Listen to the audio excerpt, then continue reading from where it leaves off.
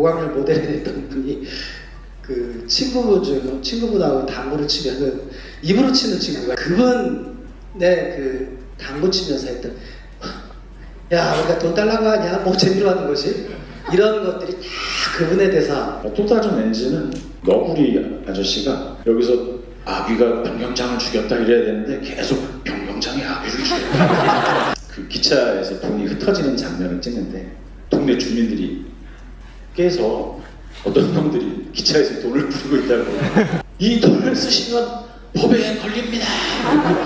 그래서 이제 불을 끄는데 불이 안 꺼져요 실제. 저는 너무 좋다 불이 안 꺼져서 혜수씨 옷에 작은 구멍들이 하나씩 이렇게 그 불꽃들이 튀어가지고 500만 원짜리 디오를 협찬으로 빌려왔는데 갑자기 눈썹 그리고 온 게 생각났어요.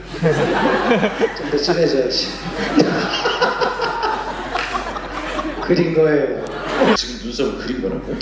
그렸다고요.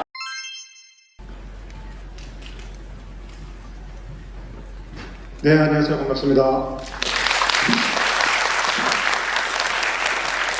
예, 영화 잘 보셨죠? 예, 오늘의 게스트 두 분이 지금 대기실에 계신데요. 최동원 감독님과 외질 배우 큰 박수로 맞이하겠습니다.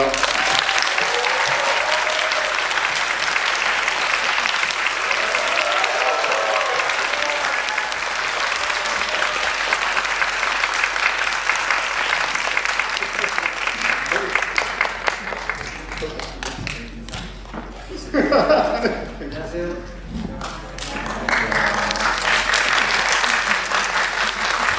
이렇게 또 더운 날씨에 영화제가 막바지로 향해 가고 있는데요. 두 분이 이렇게 함께 하시니까 영화제가 좀 신난 것 같습니다.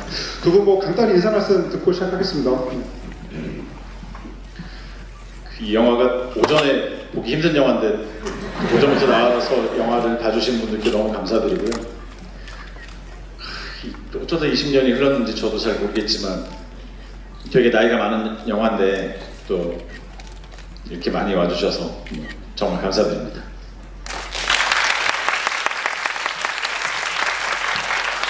네, 안녕하세요. 고강렬입니다. 아유, 진짜. 물론 이제 오늘 오신 분들은 처음 보는 분들은 안 계실 텐데죠.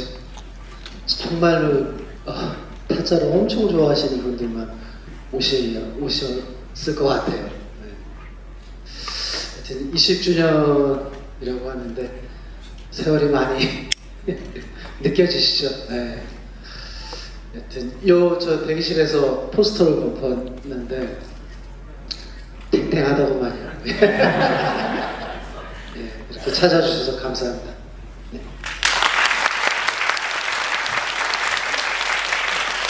네, 뭐 그걸 살짝 얘기해 주시긴 하셨는데요. 여기서 이제 고광렬은 그 입으로 화투 치는 남자라고 할 수가 있죠. 그리고 또 그 최동원 감독님이 이제 두 번째 작품이고 그 데뷔작인 그 범죄의 조우성으로 성공적인 데뷔를 하신 뒤에 이 타짜를 만들게 되셨는데 타짜 이후에는 지금까지 이어지고 있는 그 케이퍼 필름이라고 하는 그 영화사를 또 설립하게 되는 계기가 된 작품이기도 합니다. 그래서 어떻게 보면은 이 타짜라고 하는 작품이 두 분에게는 뭔가 좀 진정한 의미에서 어떤 새로운 출발점 같은 게 아니었을까라는 생각이 들어서 조금 더 이 작품이 어떤 가지고 있는 어떤 개인적인 의미라 그럴까 이런 것들 조금 더 소회를 말씀해 주시면 어떨까 싶습니다. 제가 이제 범죄의 조우성이라는 영화로 데뷔했는데 되게 흥행도 잘 되고 괜찮았어요. 그 사람들이 그건 다 거짓말이다. 두 번째 영화가 제일 중요하다. 그러는 거예요. 두 번째 영화를 뭐 할까 하다가 아주 잔혹한 이야기를 준비하고 있었는데 그때 사이더스 대표님이 타짜를 하라고 그래서 안 하겠다고 해서 도망을 다녔거든요. 못할 것 같은 거예요. 너무 힘들고 어려워서. 근데 시나리오를 한 13개월쯤 썼어요. 그것까지는 좋았는데 이제 후반 작업 이제 촬영이 8월달에 끝났어요. 근데 이게 화투 영화라고 추석에 개봉해야 된다는 거예요. 그래가지고 약간 일리가 있어요. 또. 그래서 이게 편집을 2주 반 했거든요. 그러니까 2시간씩 자고 편집하고 녹음은 4일 하고 정말 불이 나게 찍은 거예요. 그러면서 큰일 났다. 이렇게 해가지고 그 관객분들에게 보여주는 게 이게 맞나 싶을 정도. 근데 추석 때 해야 된다고 국장 잡아놨다고 해가지고. 근데 지금 와서 생각해보면 타짜는 되게 불안정한 형식을 갖고 있는 것 같아요. 이게 조금 안정적인 영화라기보다는 약간 좀 떠있고 뭔가 살짝 안 맞고 이제 그런 게 저는 아직도 아마 어쩌면 제가 좋아했던 게 그거였던 것 같아요. 특히 또 유해진 배우님은 그 앞서 그 왕의 남자에서 육각이라고 하는 캐릭터로 굉장히 또 사랑을 받으시고, 예, 그리고 이제 타짜에 출연하신 다음에 그 다음에 이제 이장과 군수를 하시면서 그때 이장과 군수의 그 거의 모든 그 당시 언론 기사 제목들이 타짜의 고광렬 드디어 주연 뭐 이런 또 기사들이 굉장히 많았어요. 그래서 특히나 유해진 배우님께는 이 타짜가 좀 더 남다른 의미가 있지 않을까라는 생각도 들기도 하거든요. 지금도 이제 자주 묻는 그 질문 중에 하나가 대표작이 뭐인 것 같냐. 그럴 때 이제 전 좀 그래도 꽤 많이 했으니까 사실 뭐 어느 하나라고 얘기할 수는 없고요. 그 중에 제일 먼저 생각나는 게 고광렬이라고 생각이 들고 또 저는 그렇게 얘기를 하거든요. 저는 지보다는 고광렬이 더 커요. 네, 그 되게 큰 요때 지금 말씀해 주셔서 알았는데 고전이 왕의 남자군요. 그리고 이거하고 그리고 이제 이장가 군수. 저 오면서도 생각을 했었는데 요때 그때 그러니까 30 후반쯤 뭐 그쯤이었을 것 같아요. 그때 비로소 내가 조금 안정권에 들어가는구나. 연기 이제 물론 제가 그 전에도 많이 했지만 사실 그 배우로서의 그런 위치나 아니면 그 생활적인 면이나 사실은 정말로 그렇게 넉넉하지 못하고 좀 되게 모든 면에서 불안정했을 때였거든요. 근데 요때부터 그래도 좀 앞이 좀 슬슬 보이기 시작하네 라고 생각했을 때였던 것 같아요. 그래서 더 좀 타짜 고광렬에 대한 그런 생각도 더 갖고 있는 것 같고 요때부터 좀 잘 될래나? 라는 생각이 좀 많이 들었던 때 같아요. 네. 그럼 이제 이 고광렬이라고 하는 뭔가 훗날 그 한국 영화사를 정리할 때 정말 빼놓을 수 없는 정말 멋진 캐릭터라는 생각이 드는데요. 이 그 원작이 있는 작품이기도 하지만 이 고광렬 캐릭터를 두 분이서 어떻게 좀 만들어 가셨는지, 예를 들어서 그 이번 작품에서 이 유해진 배우님 어떤 애드립 연기도 굉장히 빛나는 것 같은데 보고 있으면은 편집을 하는 입장에서 정말 편집하기 너무 힘들 것 같아요. 일단 한번 대사를 시작하면 어디서 끊어야 될지 모를 것 같을 정도로 이 고광렬의 그 대사가 좀 빛이 나는데 두 분이 어떻게 좀 이 고광렬이라고 하는 캐릭터를 만들어가자라는 얘기를 나누셨는지도 좀 궁금합니다. 혹시 기억나세요? 어떻게 만들었는지? 그래요?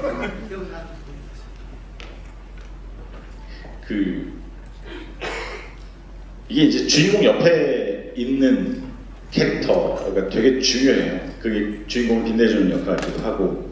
근데 본인 자신의 캐릭터를 가지고 있어야 되니까 제가 부탁드렸던 건 대사를 빨리 해달라고. 그래서 숨을 쉬지 말아달라. 여기 영화에서 제가 촬영을 막 하고 있는데 시나리오가 뭔가 빈 구석이 있는 거예요. 고니가 돈을 많이 따고 그랬는데 누나한테 돈을 안 갚고 있더라고요. 누가 그걸 지적해가지고 그러면 누나네 집에다 돈을 갖다 주는 걸 써야 되겠다 해서 막 썼어요, 그 전날에. 근데 정작 본인은 안 들어가요. 그러니까 이제 고광렬이 다 해야 되잖아요. 그래서 제가 그걸 막 써가지고 혜인 씨한테 딱 드리면서 이거를 1분 30초 안에 해주세요. 그랬거든요. 진짜 대사가 굉장히 많았어요. 저 구석에 가서 막 외우더니 그걸 하는 거예요. 그러니까 저는 그때 고광렬 캐릭터가 만들어진 것 같다고 막 말하면서 생각하고 임기응변하고 그러면서 사람을 이렇게 싹 감는다고 해야 되나? 그런 캐릭터 같았어요. 그게 이제 중국 집신이죠. 정말 힘들었던 것 같아요. 그래서 그때 이제 저 임기응변으로 거기 있는 식초 같은 거 이렇게 보고 이게 이렇게 근데 사실은 그런 장면 찍을 때 되게 외롭다는 생각을 많이 해요. 온전히 그 가수가 이제 막 되게 연습을 많이 하고 뭐 어떻게 하다가 이제 어느 가수한테 얘기를 들어보니까 무대 밑에서 자기한테 이제 마이크가 딱 던져줄 때가 있대요. 건네줄 때. 그때가 엄청 외롭다고 하더라고요. 이제 온전히 자기가 다 이끌어가야 돼요. 이제 그런 기분인데 많은 스태프분들이 이제 기다리고 있고 오케이 될 때만 기다리고 있고 그런 순간의 그 중압감 이런 거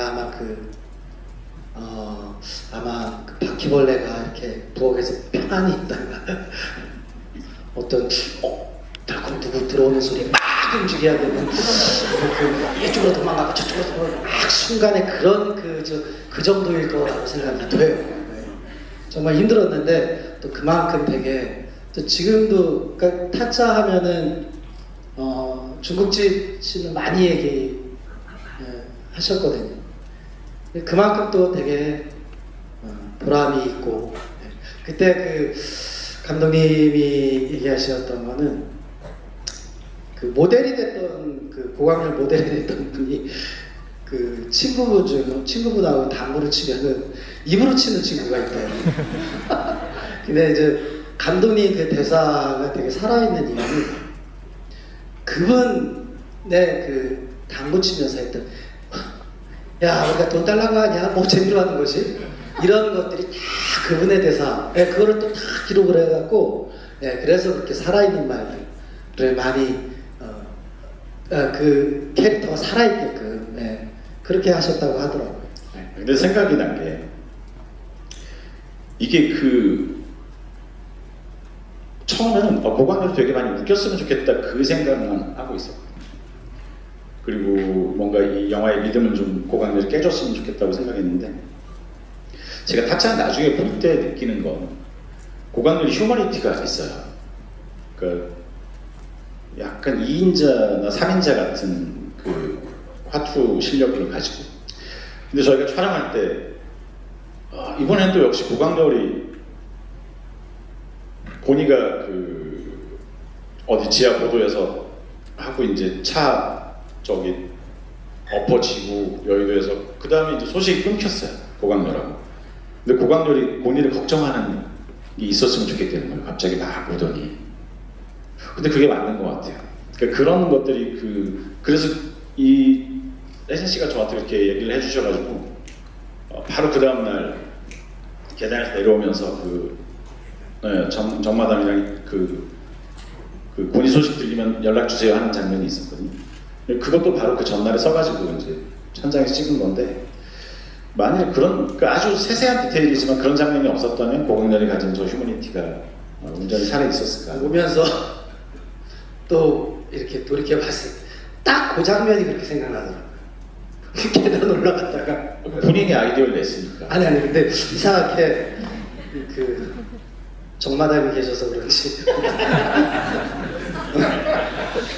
아니 진짜 저한테 되게 그 장면이 되게 선명하게 남아있어요. 약간 그 곡선데 그죠? 저도 이제 갈수록 그 장면이 되게 좋은 게 그런 거였죠. 그러니까 이제 고광렬 혼자서 이제 정마담하고 일을 하게 되면서 굉장히 그때부터 시무룩해요. 그 화투판에서도 막 이렇게 말도 걸렸고 되게 시무룩하고 그게 이제 계단 위로 올라가는 이 정마담한테 뭐 고니 소식 들은 거 없어요라고 할 때도 굉장히 슬픈 표정이거든요. 그러고 나중에 만났을 때 저는 그 대사가 되게 좋거든요. 왜 왔냐라고 물으니까 돈 따러 왔다고 하면서 그 같은 대사를 둘이 이렇게 주고받는 걸 보면서 고광렬 손 찍혀가지고 네 그렇죠. 그거 촬영할 때 유현 씨가 이렇게 NG를 많이 내는 배우가 아닌데 이제 그러고 담배를 물려주고 고니가 일어나면 돌아가 뭐 이런 거였어요. 근데 자꾸 가지 마. 근데 저게 맞는 것 같기도 하고. 그게 막 이상하게 그 부분이 그죠? 되게 길지도 않은 건데 한 서너 번 엔진 났어요. 왜 자꾸 그랬는지. 또 다른 엔진은 너구리 아저씨가 여기서 아귀가 변경장을 죽였다 이래야 되는데 계속 변경장이 아귀를 죽였다. 근데 그게 엔진인지 모르고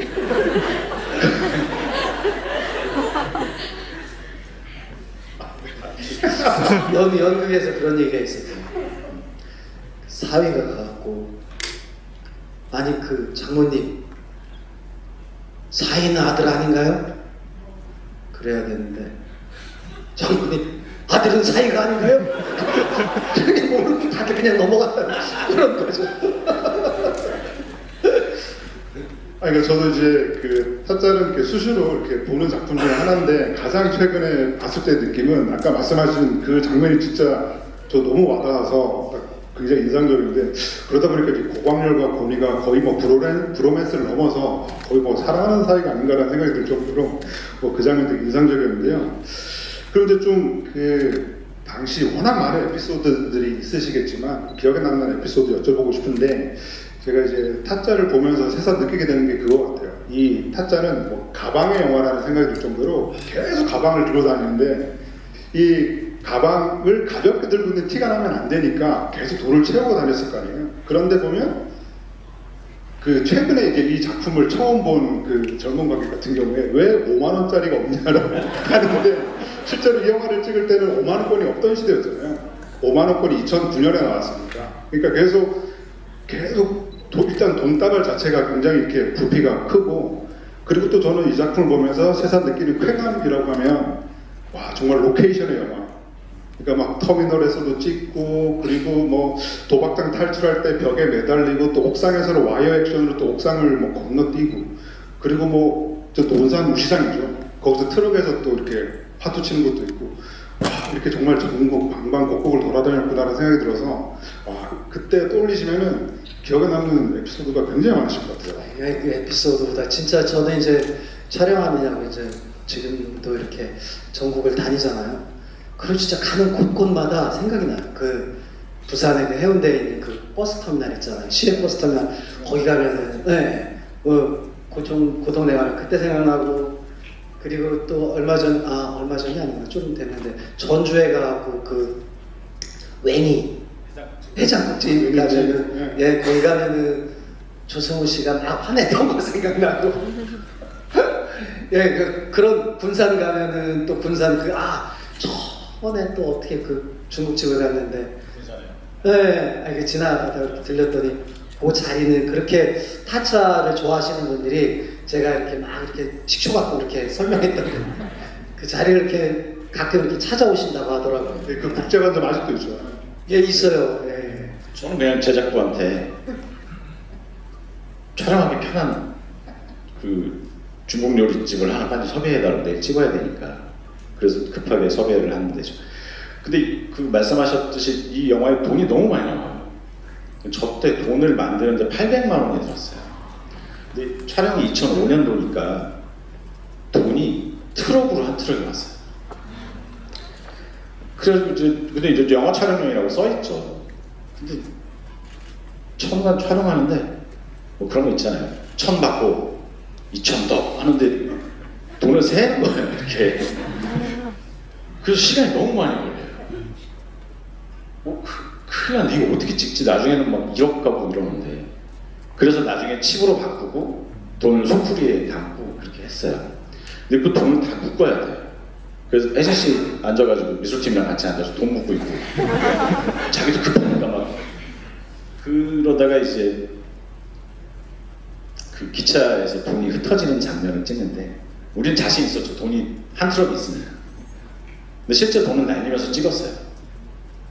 밤에 한 6시간 동안 찍은 건데 기차 장면은 동네 주민들이 깨서 어떤 놈들이 기차에서 돈을 부리고 있다고. 근데 저게 기차가 한 4km 달려요. 그 제작부가 트럭을 타고 이 돈을 쓰시면 법에 걸립니다. 저희는 계속 찍고 주민들은 계속 돈을 주고. 근데 저는 그 장면을 되게 좋아하거든요. 타짜 중에서 그 장면이 되게 그 감독님이 원래 그 영화를 많이 보시거든요. 클래식 영화도 예전 뭐 고전 영화부터 이 고전과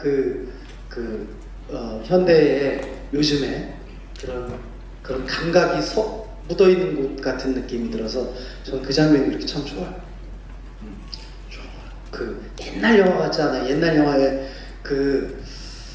잘 모르는데 왜 그 클래식 차를 타고 가면서 얘기하는 장면 있잖아요. 왜? 뒤에 배경 그리고 네. 배경이 안 맞는 거. 그렇죠, 그렇죠, 그렇죠. 네. 네. 그런 느낌? 네. 클래식한 느낌이, 빈티지한 느낌이 들어서 전 되게 좋아요. 완벽하지 않은 영화죠. 아니 근데 또 그 장면이 또 의미하는 것도 또 많이 있어서. 네. 그게 원래 보니가 그러니까 제가 타짜는 안 한다고 하고 그런데 영화사 대표가 또 하라고 그래서 술 먹다가 그 주인공이 죽는 걸로 끝나면 제가 하겠습니다. 그랬더니 죽이려는 거예요. 그리고 이제 고니가 죽는 아주 그 비장한 영화를 만들어야지 하고 막 썼어요. 그랬는데 그해 개봉되는 영화의 주인공들이 너무 많이 죽는다는 거예요. 살리려고 그래서 그 죽일지 살릴지 모르는 상태에서 촬영에 들어갔어요. 이미 과정 중에서도 죽인 그 사람이 그 혼자. 그래서 이 영화는 죽는 걸로 끝날 수도 있어요. 왜냐하면 보니가 기차에서 팍 떨어지고 그 정마담이 시체를 확인하고 걸어가면 그 아기를 만났던 기차역에서 보니가 이렇게 손가락 자르려다가 벽에 이렇게 탁 짚는 장면이 있거든요. 근데 영화에서는 뭐 주목하지 않는 장면이지만 그래서 이 영화의 마지막 장면은 기차가 이렇게 싹 도착을 해요. 사람들이 내리는데 그 돈 가방이 걸려 있어요. 기차에. 사람들 따라서 이렇게 쭉 가면 한 몇 달쯤 된 그 말라비틀어진 그러니까 손바닥 핏자국 안중근 의사 손가락 같이 이제 화장실에서 자기 손 자르려고 했다가 실패하고 온 상태로 벽에 찍은. 네. 그래서 그 손바닥으로 가서 끝나는 것도 찍어놨어요. 근데 살려야 되니까 급히 필리핀으로 가자. 그래서 필리핀에서 장면을 찍은 거죠.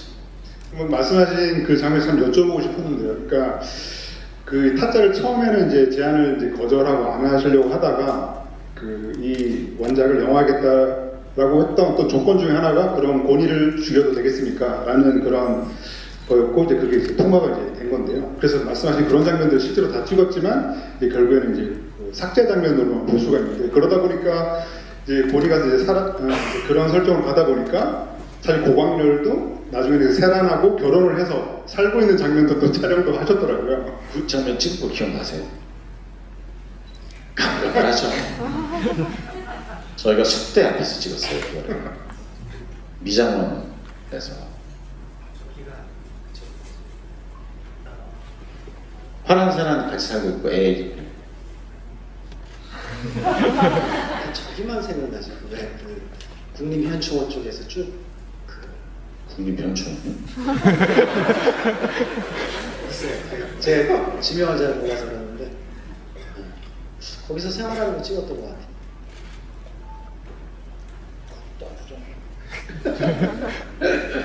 그리고 이제 좀 여쭤본 건 그런 거죠. 그러니까 이 영화의 어떤 결말이 그렇게 끝이 났는데 뭐 시간이 좀 흐르고 난 뒤에 보니까 그때 내가 잘한 선택인 것 같다라고 생각하시는지 아니면 좀 다른 생각이 들기도 하시는지 여쭤보고 싶습니다.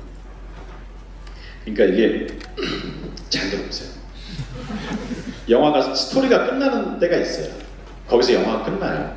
실은 고니가 돈을 따고 오면 끝나는 거예요. 스토리는 이제 없는 건데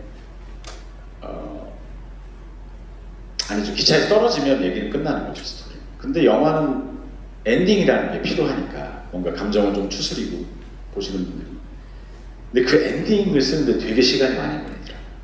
그러니까 고니가 죽느냐 사느냐에 대한 문제보다도 이 영화가 어떤 뉘앙스나 어떤 쇼트로 끝나야 될지 그래서 사람들이 저한테 많이 물어보는 건 고니가 마지막 쇼트에 전화기를 드는데 누구한테 전화를 하냐는 거예요. 전 원래는 이제 이분한테 하는 건데 그걸 아예 빼니까 저는 그게 더 느낌이 좋았거든요. 근데 그것 때문에 불완전한 엔딩이라는 그런 얘기를 좀 많이 들었죠. 또 영화를 그 당시에 봤던 분들은 워낙 영화가 잘 되고 재밌고 그러니까 뭔가 좀 속편에 대한 암시 같은 거 아니냐, 이어지는 거 아니냐라는 뭐 얘기를 가장 많이 하지 않았나 싶기도 합니다. 허준호 감독님하고 영화 찍으셨죠? 암살자들. 이거 보시고, 이거 허준호 감독님이 보시고 봐보더니 야, 내가 볼 때 너는 도박을 모르는 것 같아. 그러는 거예요. 이어 타죠. 네. 근데 실은 저 도박 잘 모르거든요. 그러니까 섣달을 어떻게 하는지 잘 몰라요. 그러니까 섣달을 어떻게 시작하는지 스타트하는 카드 이렇게 나누듯이. 그래가지고 허준호 감독님이 자기가 타짜 둘을 찍으면 자기가 잘 찍을 것 같다는 거예요. 그래서 감독님이 그 화투짝 클로즈업 하는 게 여간 힘든 일이 아닙니다. 그랬죠. 저도 못해요. 그 미나토도 못 쳐요. 저도. 그래가지고 누가 봐도 정말 너무 잘 치게 생긴 먹다 주잖아요. 한에서 사는 사람 같죠. 그렇죠. 그래서 모여서 화투 교육을 받았어요. 맞아요. 근데 막 다들 막 까칠하게 막 투덜대고 화투가 되게 딱딱하니까 내몸 나고 손에 찔린다 그러고 막 그래서 쭉 하다 보니까 제가 제일 잘 치는 거예요. 그래서 저는 이제 콘텐츠 할 때 그 이불에다가 거울 갖다 놓고 제가 막 치면서 이렇게 보면서 그거 이렇게 슥 하고 그러다가 엄청 늘었거든요.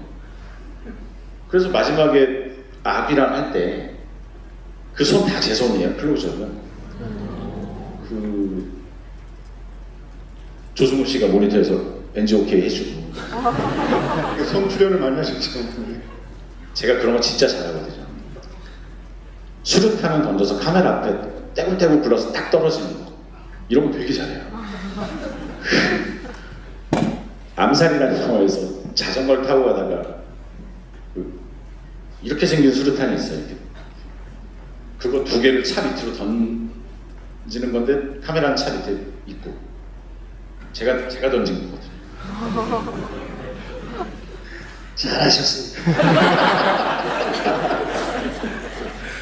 그리고 또 이제 이 작품에 대한 얘기를 해보면은 특히나 그 조승우 배우가 정말 연기를 진짜 잘했다. 곤이라고 하는 캐릭터를 정말 잘 살려냈다라는 생각이 드는데 그 인터뷰를 보면 그 유해진 배우에 대한 얘기를 엄청나게 많이 해요. 실제로 그 유해진, 그 조승우 배우가 거의 계속 붙어 있으면서 뭐 식사 시간이든 뭐든 계속 거의 계속 붙어 있고 그 혜진이 형이 옆에서 이렇게 자기를 좀 서포트를 너무 잘 해줘서 이 곤이라고 하는 캐릭터가 이렇게 풍성하게 만들어질 수 있었다는 얘기를 많이 하더라고요. 그래서 두 분이 정말 현장에서 진짜 호흡이 잘 맞췄구나 라는 생각이 들어서 그 현장 어떠셨는지 좀 여쭤보고 싶더라고요.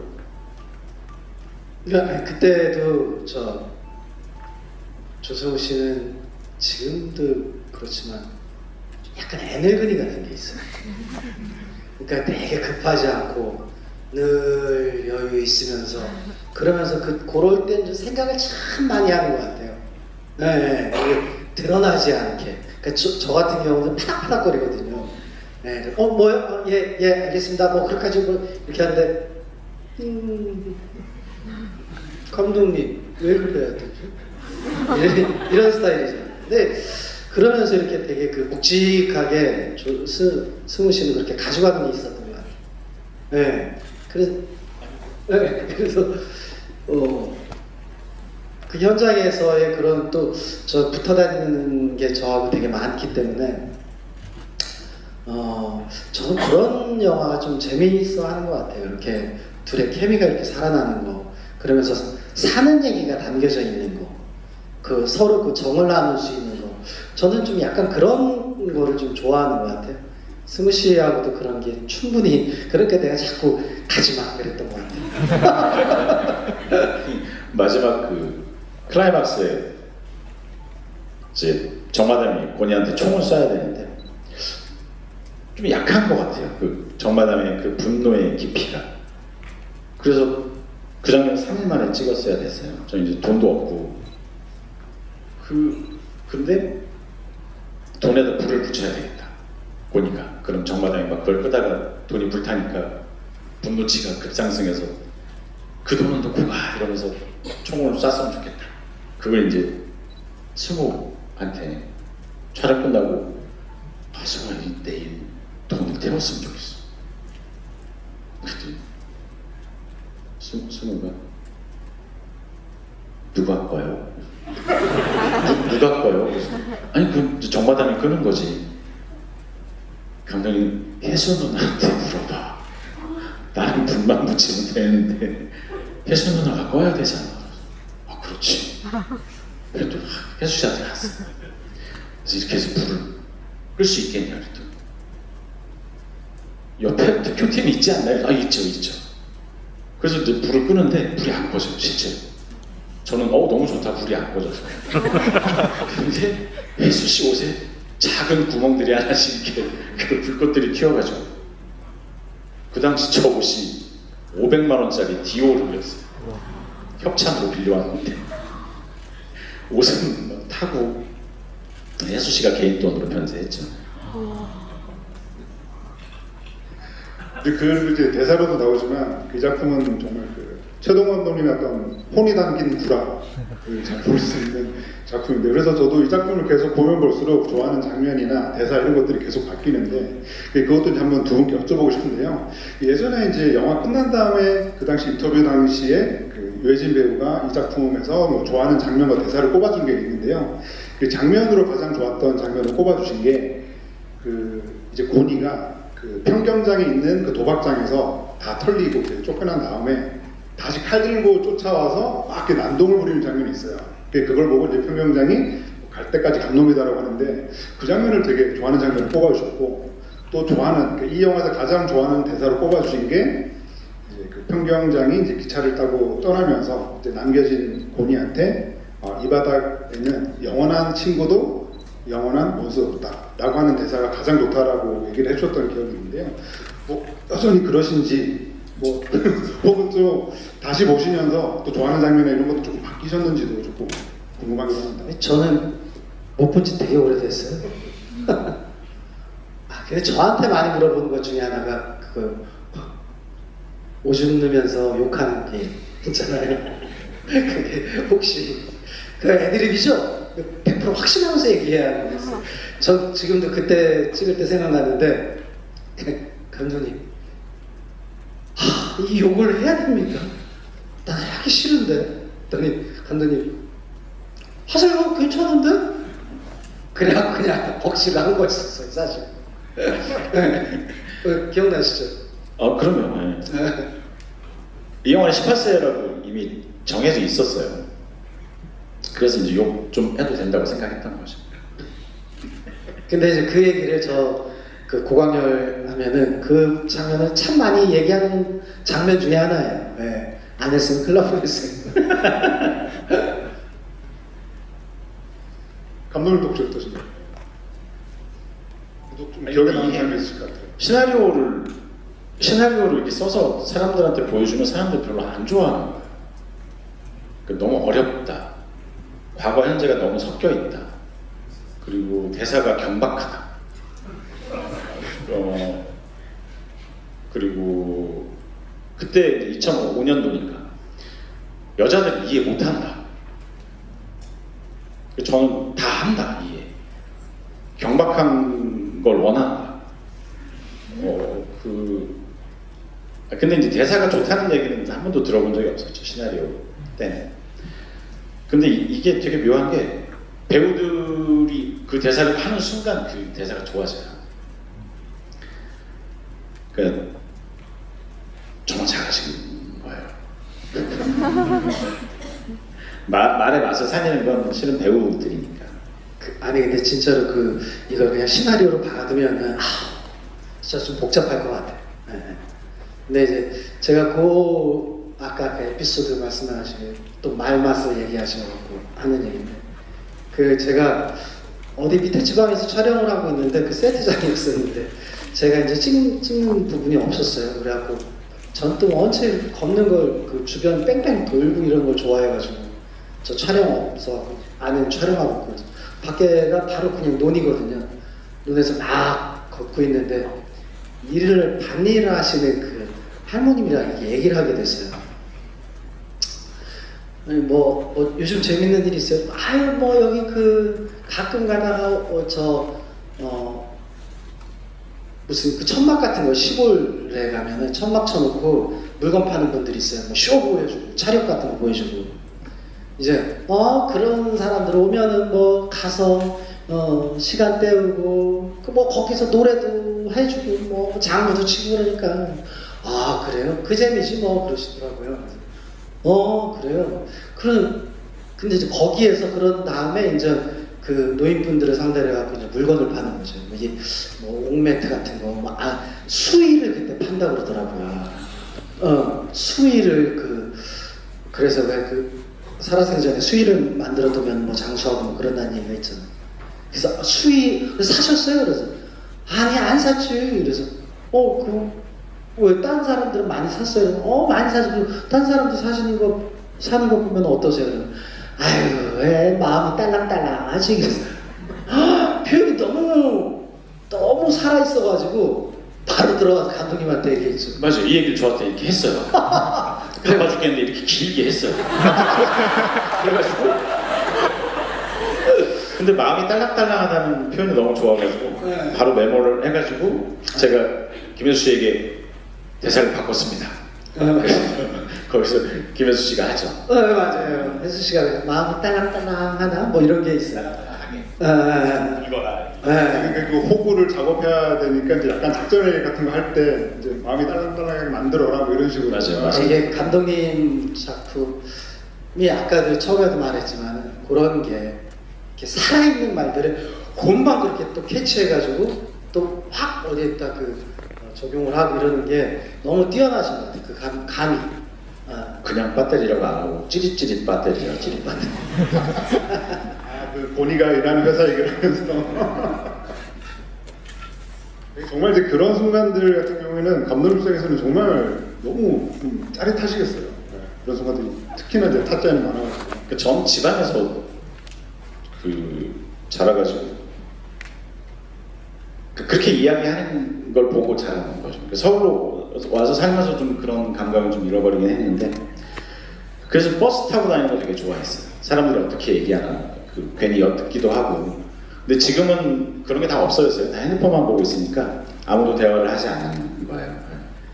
그래서 사람들이 대화하는 걸 찾아다니기도 하고 왜냐하면 모두가 다 명대사를 해요. 자기 인생에서.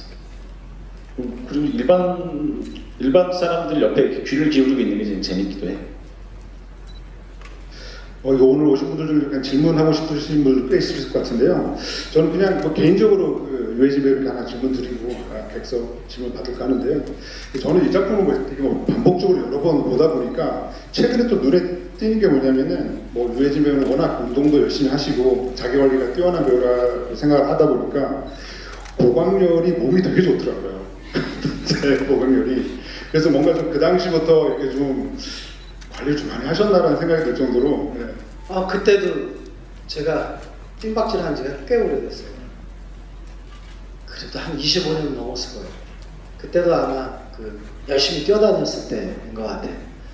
지방 가면은 그런데 막 들판 뭐 이런 데 뛰어다니는 거 좋아하는 산 가고 그때는 산을 더 좋아했을 때. 여튼 그때도 그럴 때였습니다. 네, 그럼 손 주시면요 마이크 전달해드리겠습니다. 여기 제 앞에 까만 옷 입으신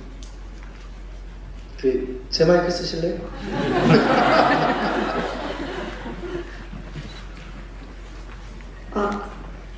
저 많은 분들이 궁금해하실 것 같은데 최동원 감독님 차기작에 관한 대략 어떤 건지 준비하고 계신 게 있는지 그런 거 궁금해요.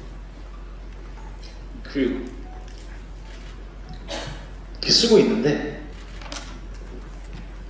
옛날같이 잘 안 써지고 옛날엔 1년 쓰면 나왔거든요, 시나리오가. 근데 지금 한 1년 4개월째 쓰고 있습니다. 장르가 뭔지 저도 잘 모르겠어요. 근데 아마 장르는 뭐라고 해야 될까요? 추리 첩보 하드보일드 드라마? 뭐지? 근데 굉장히 재밌을 것 같은데요. 저는 속고 속이는 걸 되게 좋아해요. 이 드라마 안에서 인생에서는 너무 싫어. 그런데 아마 그런 쪽의 스토리가 될 것 같고, 제 아내가 장르 얘기하지 말라고 그랬는데. 근데 여러 장르가 섞여 있는 혼성 장르를 계속 쓰고 있습니다. 네, 또 이어서 먹겠습니다. 여기 타짜의 박보검 유해진이라고 해주시면 네. 네, 오랜만에 봤는데 너무 재밌게 시간 가는 줄 모르고 잘 봤습니다. 유해진 배우님에게 가장 귀한 컷이 그 애정씬인데, 격한 애정씬에서 다른 작품에서 보기 힘든 그런 애정씬이 있었는데, 그 찍을 때 그 어떤 감정 그리고 어떤 에피소드가 있었어요. 그래서 팬으로서 저는 그런 씬이 좀 많았으면 좋겠는데, 앞으로의 계획이나 그런 작품에서 그걸로 충분합니다. 아우 그때는 제가 지금 착각을 했던 게 그거를 거기에서 찍었던 거 반포 저쪽으로 뭐지 그 동네 아니 그 대전에서 찍었습니다. 그래 그 저기 김정만 씨랑 방에서 네. 그 뽀뽀하고 그러는 거 네. 말씀하시는 거죠? 사실은 그런 거 찍을 때는 정신 없어요. 네. 정신 없고 또 힘들고 왜냐면은 어떻게 되게 조심스럽죠. 네. 그래서 되게 사실은 뭐 다음 그러니까 그런 신이 앞으로도 많았으면 좋겠다라고 하시지만 저는 없었으면 좋겠어요. 진짜 많이 신경 써요. 그 장면 찍었던 날이 2006년도였는데 월드컵 하는 날이었어요. 그래가지고 그 경기가 8시인가 7시에 하기로 돼 있었고 저희는 촬영을 하고 있는데 스태프들의 눈초리는 빨리 찍고 가서 좀 보자. 그래서 그 장면을 보시면 커트가 별로 없습니다. 고강렬이 들어와서 카메라가 뒤로 빠져요. 그리고 팬을 하면 벌써 소파에 가 있습니다. 이거를 커트를 나눠서 이렇게 찍고 이렇게 찍고 이렇게 찍고 이렇게 찍으면 이제 스태프는 월드컵을 못 보는 거죠. 그래서 그거 오케이 오늘 촬영 다 끝났고 수고하셨습니다라고 할 때 스태프들이 가장 좋아하는 날이었습니다. 지금도 그런 씬 찍을 때는 되게 좀 긴장되고 힘들겠지만 그때는 훨씬 더 긴장을 더 많이 하고 빨리 지나갔으면 하는 그랬던 것 같아요. 진짜. 그 극장에서 뽀뽀하려고 하다가 뺨 맞는 장면도 되게 재밌게 봤던. 그래서 그 대사는 생각나네. 난 원래 그런 사람인가?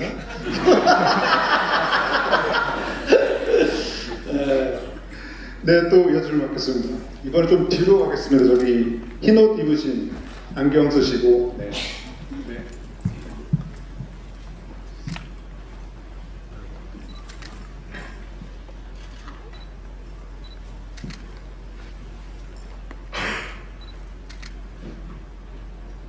왕상함에 대해서도 물어보셔도 됩니다.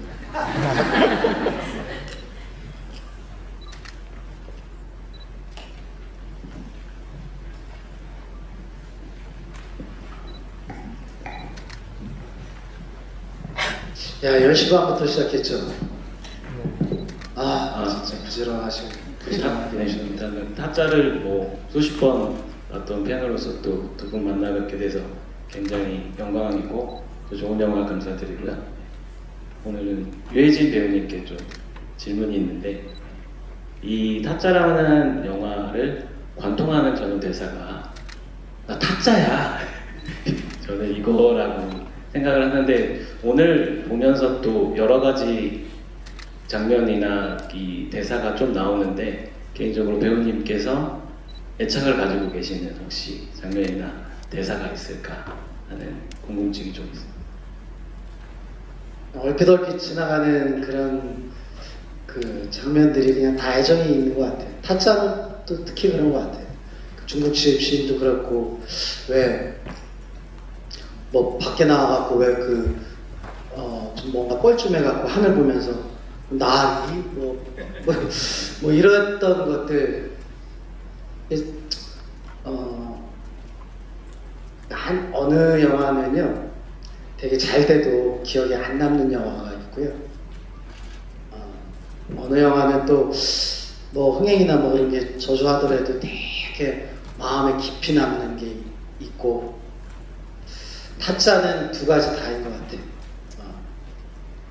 그 시절에 저도 좋았던 것 같고 그리고 그 영화 찍으면서의 그런 설렘도 되게 좋았던 것 같고 스무시하고도 그런 것도 되게 좋았던 것 같고 끝나고 나서도 지금까지 이렇게 그 20년 넘게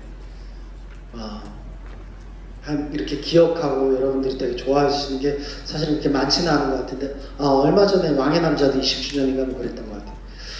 예, 그러니까 여튼 그 마음에 되게 남아있는 작품이라 어느 한 장면이라고 얘기하기에는 저한테는 너무 많은 장면이 되게 애정이 가는 게 되게 많이 있어요. 특히 이제 군산에서 찍었던 그런 군산이 주는 그런 도시가 주는 그런 묘한 것도 있었고 또 뭐 많은 장면이 저한테 가슴에 남아 있습니다. 네. 네, 또 이어서 뵙겠습니다. 여기 세 번째 줄. 네, 맞아요. 뒤에 보시면. 예, 마이크 드리겠습니다. 네. 오늘 늦으셨어요? Sorry, I'm late. 사실 오기 싫었어요. 정말 오고 싶었어요. 우선 20년 전부터 몇 번이 모시엔에서 봤는지 모르겠습니다. 이거 아마 세면은 비공식 7, 8천만 관객이 되지 않을까 싶은데요. 정말 여쭤보고 싶었던 건 혹시 감독님이나 배우분도 집에서 계시거나 할 때 우연히 케이블 TV를 돌리다가 다른 매체에서 중간부터 보기 시작하셔서 끝까지 보신 적이 있으신지 너무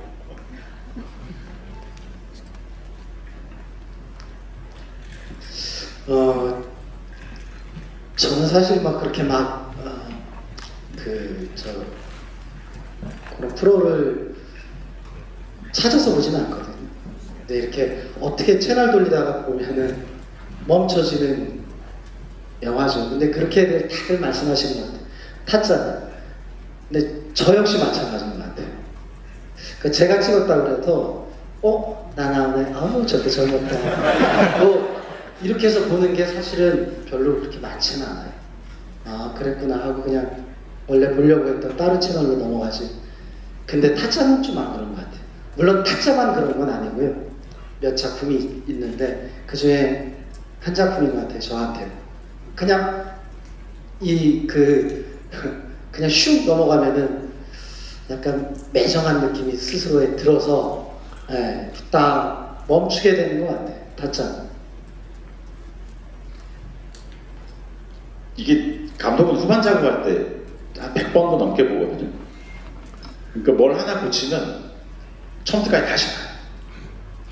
그리고 또 고치고 퇴근하기 전에 다시 처음부터까지 한번 보고 그래서 이제 잘 안 봐요. 그 다음에는 타짜는 이상하게 저도 잠깐만 저걸 어디서 찍었지 뭐 그러면서 보게 되는데 볼 때마다 이제는 그 장영규 음악 감독님이 이 음악을 하셨어요. 이 음악이 너무 좋은 거예요 지금. 근데 첫날 제가 편집하고 있는데 음악을 가지고 오셨거든요. 8개 가져왔는데 너무 이상한 거예요. 막 띵띵거리고 이거. 근데 희한하게 장면을 딱 올려놓으면 이 영화가 되게 쓸쓸해 보이고 이게 저는 서스펜스 영화라고 만들었는데 굉장히 센티멘탈해 보이는 구석이 생기는 거예요. 그러니까 아마 그런 거는 다 장영규 음악 감독님 때문에 만들어진 것 같고 제가 심심해서 다른 음악도 한번 넣어봤거든요. 근데 이 느낌이 안 나는 거예요. 그러니까 저는 개개의 장면보다는 이 뉘앙스를 계속 보고 이거 내가 35살 때 어떻게 만들었지 이거를? 이런 얘기하면 안 되는데. 하여튼 저도 가끔씩 35살에 나는 용감했구나 이런 생각이 좀.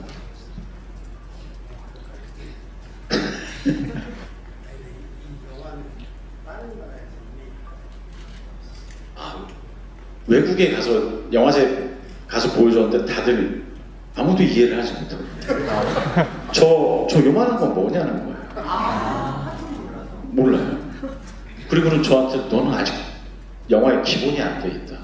저걸 트럼프로 찍어야지. 그래 전 세계의 관객들이 보지. 저걸로 한다는 건 그래서 원작이 그래 원작이 그래서 타짜폰은 뭐 카드로 하니까 이제 외국 분들이 보기 더 편하겠죠. 저 이제 시간 관계상 마지막 질문 받아야 될 것 같은데요. 예, 여기 한 5번째 줄. 네.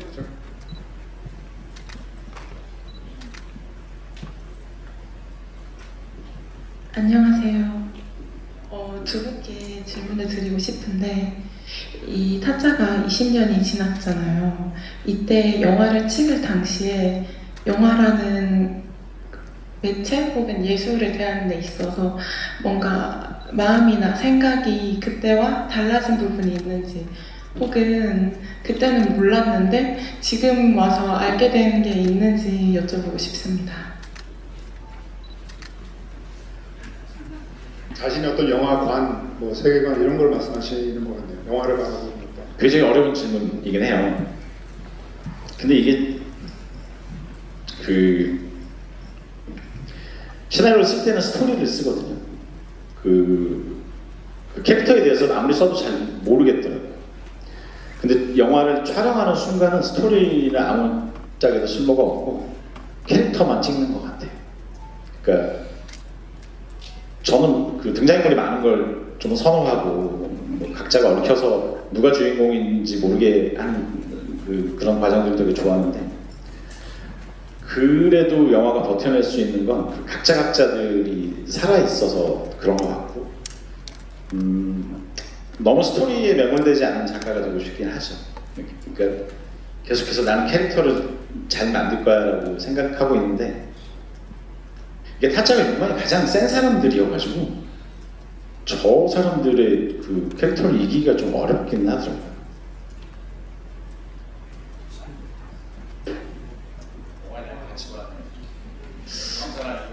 아니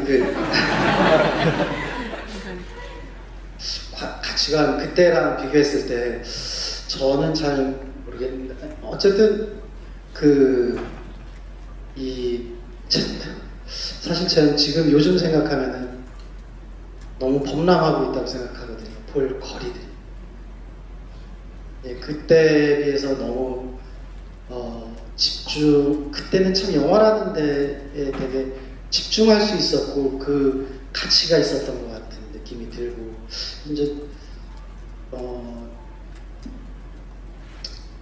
덩달아 저도 그렇게 돼가고 있는 거 아닌가라는 생각을 가끔 할 때가 있어요. 그럴 때는 이제 조금 더 집중해야 되겠다라는 생각을 좀 할 때가 있죠. 네.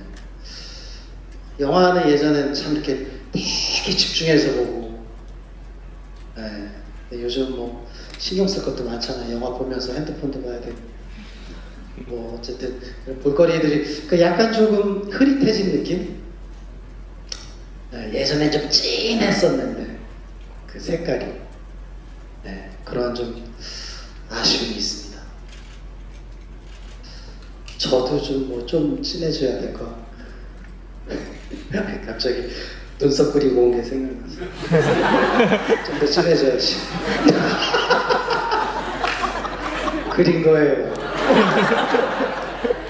제가 이 자리에서만 얘기하는데 예전부터 저는 지금 눈썹을 그린 거라고요? 그렸다고요. 진하게 아니고 전 그냥 여기에만 딱 자연스럽게만 해달라고. 예전부터 저는 분장하는 거 엄청 싫어하는데 눈썹만 좀 해주세요. 이게 예전과 달라진 점이라는. 아니 똑같아요. 무슨 말이지 우리? 아니 그냥 예, 진해 뭐 갑자기 뭐 얘기가 딴 데로 흘렀어요. 예, 여튼 그 영화에 대한 그런 저의 생각은 저의 눈썹처럼 이렇게 좀 흐려졌다. 다시 진해져야 되겠다라는 생각입니다. 네. 어제 가끔씩 뭐 방송에서도 그렇지만 약간 이러실 때 너무 뭐 매력적이신 것 같아요. 네, 아무튼 오늘 긴 시간 함께 해주셔서 너무 감사드리고요. 사실 그 타짜를 이걸 또 다시 보면서 그리고 여러 번 반복해서 보면서 느끼는 거는 확실히 그 명작은 아무리 그 시간이 흘러도 참 때가 타지 않는 것 같다. 볼 때마다 재밌다라는 생각이 들면서 또 이 작품은 한국 대중문화의 어떤 역사로 봐도 뭐랄까 되게 좀 그 의미 있는 작품이죠. 왜냐면 요즘 흔히 얘기하는 어떤 밈의 어떤 원조라고 할까요? 그러니까 뭐 마포대교는 무너졌냐도 있지만 뭐 묻고 더블로 가도 있고 그리고 또 최근에 많이 사람들이 짤로 쓰는 게 그 예림이가 그 호구와 입을 딱 가로막으면서 하는 장면들 있잖아요. 그 권태원 배우가 연기했던 그런 장면들 이런 것들도 되게 화제가 될 정도로 계속 우리와 호흡하면서 살아가고 있는 컨텐츠가 아닌가라는 생각이 듭니다. 아무튼 오늘 그래도 두 분 마지막 인사 말씀 듣고 마무리하도록 하겠습니다. 극장에 와주신 여러분들 정말 진심으로 감사드리고요. 그 타짜를 뛰어넘는 영화를 꼭 찍도록 열심히 공부하고 노력하겠습니다.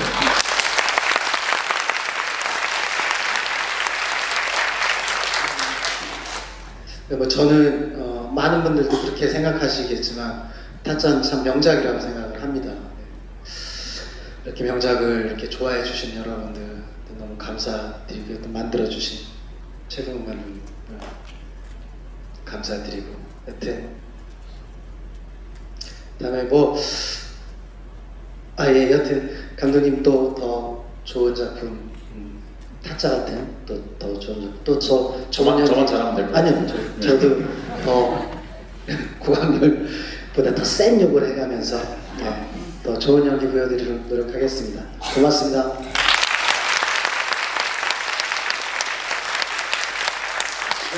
토요일 아침 이른 시간부터 타짜와 함께 해주신 모든 분께 감사드리면서 마지막 인사드리도록 하겠습니다. 감사합니다.